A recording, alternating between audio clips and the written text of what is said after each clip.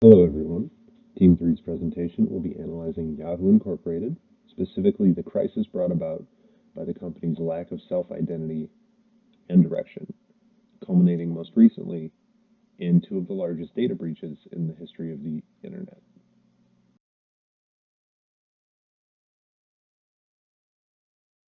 Yahoo Incorporated is a multinational technology firm, best known as one of the original internet pioneers. Yahoo was originally formed in 1994, the company's initial claim to fame being as a search engine, growing from there to become one of the largest and most popular media sites on the internet. Yahoo itself offers an array of services, including email, news, and web hosting. Users are able to use a single Yahoo account to access all of these features, providing a full internet experience with a single click. This strategy has led to disaster on several occasions, most recently in 2016, when Yahoo disclosed two security breaches. The first disclosed hack occurred in 2014. The second to be disclosed occurred in late 2013. These breaches allowed hackers to obtain data from more than 500 million and 1 billion user accounts respectively. These hacks are considered the largest in the history of the internet, and raise some serious concerns about the efficacy of Yahoo's security protocols. Additionally, the company was in talks to be acquired by Verizon Communications for $4.6 million, the plans for which have been put on hold due to these serious lapses in security. Yahoo operates in a crowded field, however, a natural consequence of trying to offer so many various services. With fierce competition from entrenched competitors such as Google and Facebook, as well as newer upstart companies that back off entire segments of Yahoo's media empire. Starting in the late 1990s, Yahoo's acquisition spree, sites, image hosting sites, contest pages, as well as Yahoo Auctions, which is Yahoo's answer to eBay, the North American version of Yahoo Auctions closing in 2007.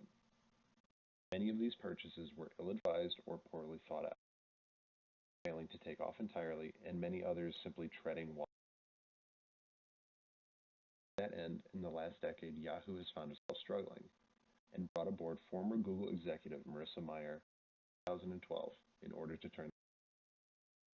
Meyer's stated objectives focused on streamlining company profitability, choosing what areas of operation to focus on, off or decrease. Unfortunately, IT security and services have never been a main priority at Yahoo. Even from the time the company was founded, the emphasis was more about showcasing what was available on the internet rather than the technical capabilities of it. When Yahoo first founded in 1994, it was originally a web directory, a curated list of available websites. The site didn't first add a search engine until 1995 and actually outsourced the search capabilities to other companies, including at one point Google, until the launch of their own in-house search engine in 2004. The priority has always been on content and media, compared to companies like Google and Microsoft, where the priority has been on technological capability and then determining what can be accomplished with that. Consequently, the corporate culture has always been very different. Unlike Google, which celebrates programming ability and incorporates it into most aspects of the company, Yahoo has emphasized the capability of a product for success rather than technical acumen, and that translates more often than not into profitability. In 2010, a major hack directed by the Chinese military was announced that had targeted numerous technology firms, including Google and Yahoo, as well as defense contractors. In response, Google poured hundreds of millions of dollars into investing in cybersecurity infrastructure and personnel, vowing to never again undergo such an attack. Other IT firms followed suit with their own improvements in security. Yahoo, however, only reluctantly addressed security concerns, refusing to make the trade-off required to improve security at the expense of making systems harder to use by consumers. Yahoo's internal security division was known as Paranoids, and requested enhancements were resisted on the basis of cost.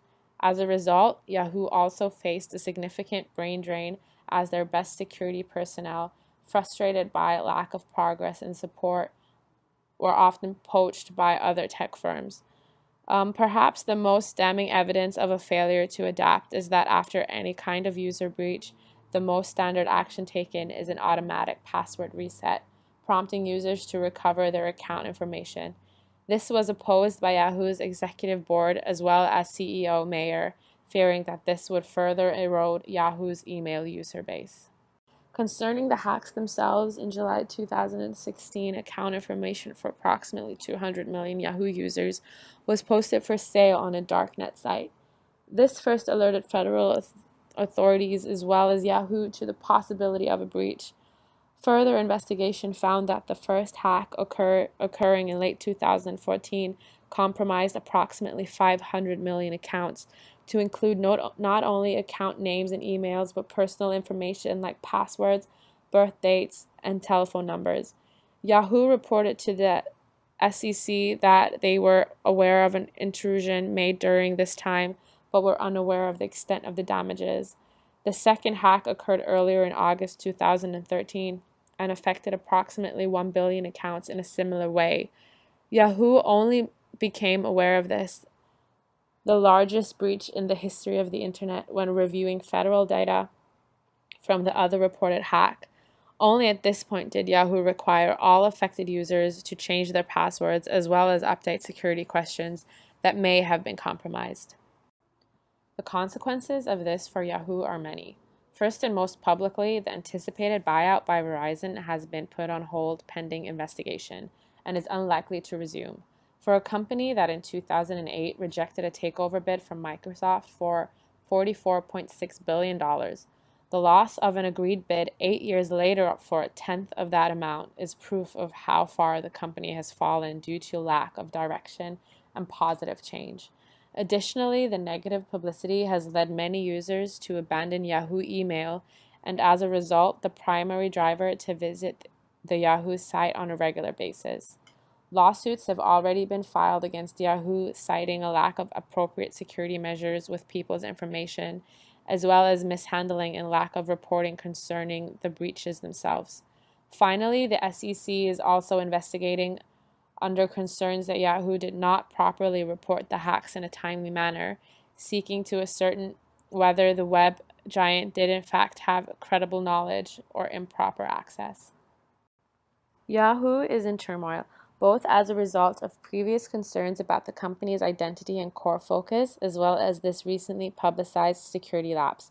But at the same time, this represents the greatest opportunity for change within the company itself. Yahoo has long sought to distance itself from the IT aspects of its business, but paradoxically has relied on it, especially the user base provided by Yahoo Mail. The company culture has been conflicted due to this, as well as the shifting and labyrinth priorities set by the media giant. What is needed is a clear direction, initially sought by Marissa Mayer, but with adequate responses to existing line of business that the company cannot afford to cut ties with. But Yahoo has fallen into a classic error by seeking to use an outside CEO to forge a direction. As Colin and Porras point out, this kind of leader is adept at time telling, which is advantageous, but the company is lost again when the leader moves on. What is needed instead is clock building. Building a company from the ground up that can endure through difficult situations by having clear vision and a precise understanding of what its purpose is. And that requires a change in the corporate culture. The current culture is fractious and doesn't have any alignment on what the company is in existence to do. Senior executives need to determine what the company's core ideology is, the company's purpose, and the values that it holds true.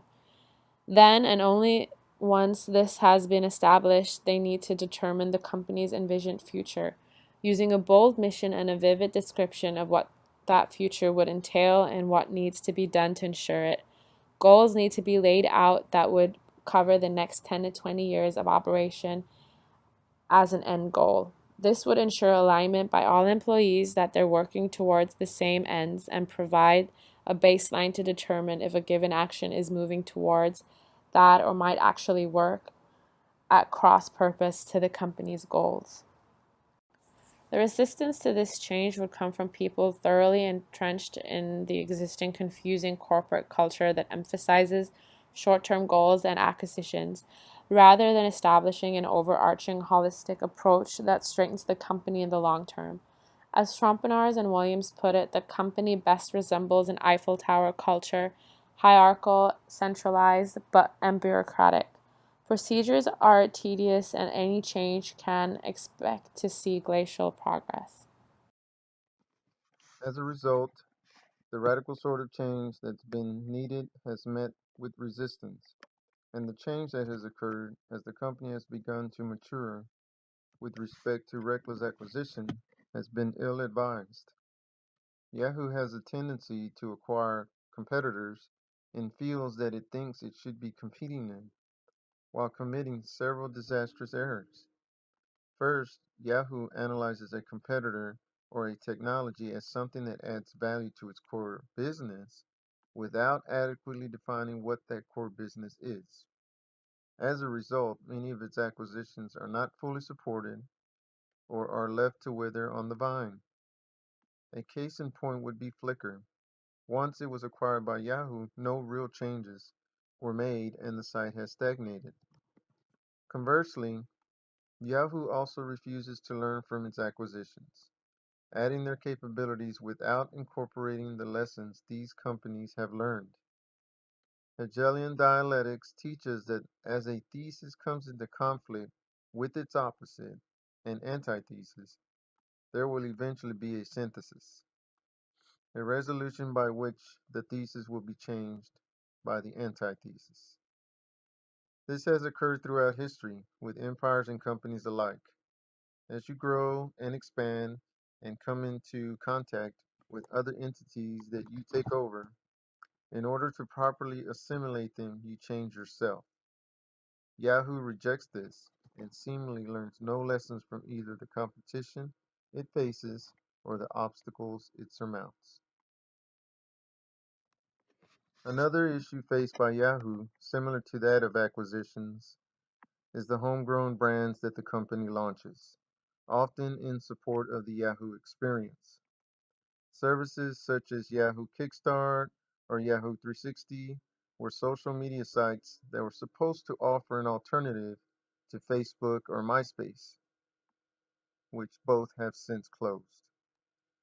These and numerous other services were started to address a perceived need, but with no strategy in place to identify how they would succeed on their own against competitors with fully realized identities and strategies. As a result of this, Yahoo expends financial and human resources developing and operating these services to the detriment of other brands. The resources that were requested to improve much needed cybersecurity instead went to these kinds of projects. Additionally, for any kind of meaningful organizational development to occur, scenario planning needs to be adopted. This pertains to the earlier given examples of Yahoo acquisitions not being developed to their full potential. Scenario planning in this context would involve a frank look at the state of the industry, whether that be web hosting, email servers, or social media. The likely direction it will move in after a number of years, normally 5, 10, and 20 years respectively, and then build likely scenarios around the best case scenario, the scenario that best reflects given trends, and the worst case scenario. In this way, Yahoo could determine what steps would best be taken dependent on the state of the industry. For example, if Yahoo acquires a music streaming company,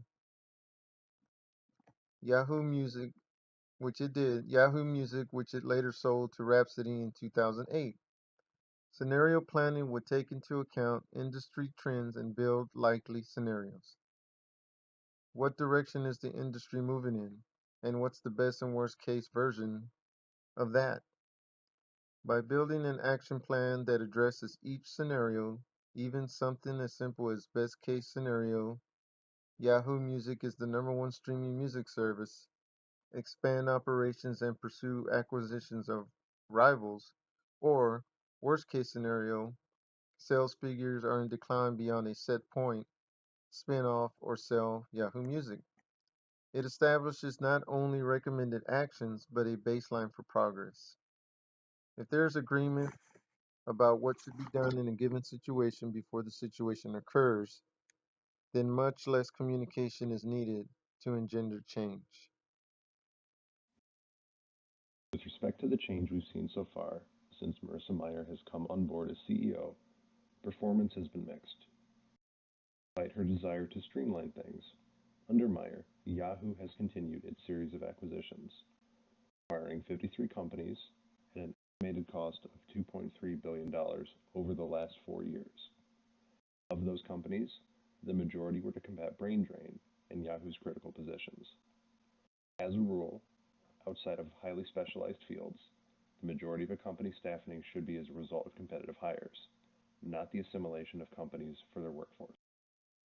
Of Mayer's 53 acquisitions, 41 have since been shut down. The remaining 12 do continue to work within Yahoo itself, either internally, as part of Yahoo's divisions, or as standalone companies. A good example of the latter would be Tumblr. Tumblr itself still operates semi-autonomously, although in this case, the lack of support, direction, and leadership has led the former social media darling to stagnate. There has so far been no meaningful effort made to improve cybersecurity. Yahoo has contracted multiple outside security firms to investigate breaches. In most areas, it still handles its security internally. That security has not been given additional resources to. The prospect of the Verizon takeover remains to be seen. The outlook for it to move forward is currently. If Meyer steps down later this year, we can only speculate as to who will take over as CEO. They will be prepared to take the reins and succeed in overtaking a struggling company. This slide shows a process that can be used to evaluate scenarios from beginning to decision making. We feel it is vital for Yahoo to test scenarios in order to be successful in any type of organizational or cultural change it strives for. This picture gives a visual of what happens to scenarios over time, whether it is in days or years. Most companies tend to stay away from this analysis as it consists of many variables that affect decisions and may be unreliable than traditional predictions, depending on what it is being used for. In order for Yahoo to be successful, they should consider using a process as the one shown. Not only does it provide constant communication throughout the process, but allows for many things to occur between the initiatives and actual change that will encourage more employee motivation and willingness to accept and adapt to the change. Please feel free to use the references we use to present this presentation on the next two slides. Thank you for your time.